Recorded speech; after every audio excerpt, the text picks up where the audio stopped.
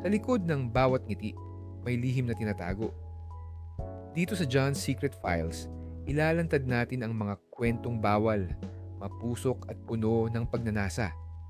Mga sikreto ng buhay na hindi kailanman aaminin ng may-ari. Ako si John, at ito ang mga lihim na hindi mo inaakalang totoo. Pero nangyari. Ako si Ian, 31 taong gulang. Nagtatrabaho sa munisipyo bilang field officer. Tahimik lang ang buhay ko. Trabaho, gym, at uwi sa apartment. Isang araw, may bagong nangupahan sa unit sa tapat ng kwarto ko. Unit 305. Tumingin ako mula sa bintana at doon ko siya unang nakita.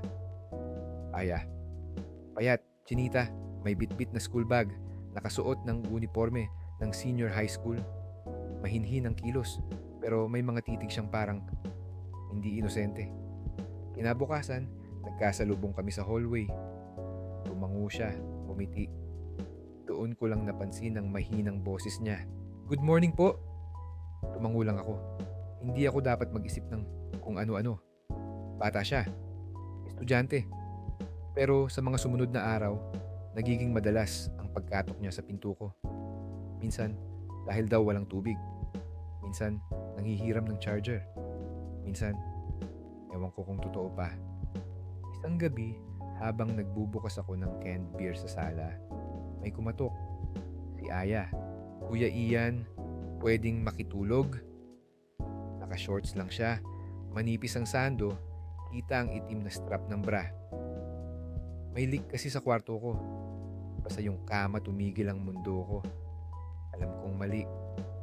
Pero sa mga tingin niya, sa bawat kibot ng labi niya habang nagsasalita, parang may panunubok. Pilit akong nagpigil. "Sa sofa ka lang, ha?" Sabi ko. "Okay lang, kuya," sagot niya. Pero pagtalikod ko, tinanggal na niya ang suot na jacket at ang natirang damit niya halos wala nang natatakpan. At doon nagsimula ang gabing hindi ko na dapat sinimulan. Tahimik ang buong gusali. 11:00 na ng gabi.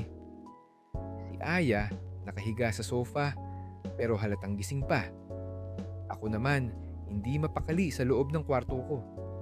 Ilang beses kong pinilit pumikit pero ang imaheng nakaukit sa isipan ko ay ang manipis niyang sando at ang mapang-akit na titig niya habang umiinom ng tubig sa kusina. Maya-maya, may mahina akong narinig. Pinihit niya ang doorknob ng kwarto ko. "Aya?" Bulong ko. Pero wala siyang sagot. Tumayo lang siya sa may pintuan. Maliwanag ang liwanag mula sa hallway, kaya kita ko ang hubog ng katawan niya kahit hindi pa siya nagsasalita. "Hindi ako makatulog," mahina niyang sabi. "Nakakatakot mag-isa." Hindi ako nakakilos agad. Lahat ng tama at mali naglalaban sa utak ko. Lumapit siya. Hindi ko siya pinigilan. Huminto siya sa harap ko. Tumitig ng matagal. "Kuya Ian," bulong niya. "Di mo ba talaga ako gusto? Kahit kaunti lang?" Hindi ko na napigilan. Lumapit ang labi ko sa kanya at sa isang iglap, nagdikit ang mga katawan naming parang matagal nang naghahanap ng init. Wala nang salita. Halos hindi kami humihinga. Mga kamay niya naglakbay sa dibdib ko.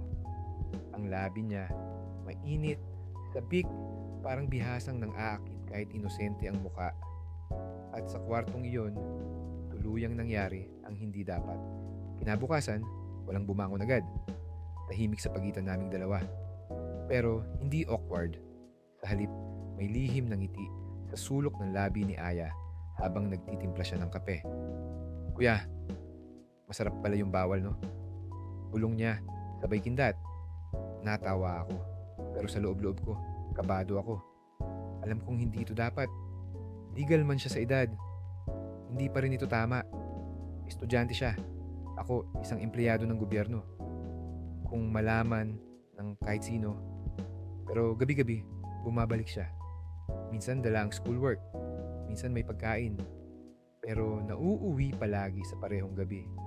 Mga halik, ungol, init sa ilalim ng kumot. Isang beses, Habang yakap ko siya sa kama, tinanong ko, paano kung may makaalam sa atin? Walang makakaalam. Hanggat ikaw lang ang gusto ko at ako lang ang gusto mo. Pero hindi ko alam hanggang kailan namin kayang itago ang relasyong ito. At anong mangyayari kapag hindi na sapat ang gabi para lang pagtaguan ang kasalanan. Hanggang dito muna ang ating kwento. Pero tandaan mo, sa bawat sulok ng katahimikan, may lihim na gustong sumabog. Huwag kalimutang mag-subscribe dahil sa susunod, mas mainit, mas mapanganib, at mas palihim. Ako si John at ito ang iyong secret file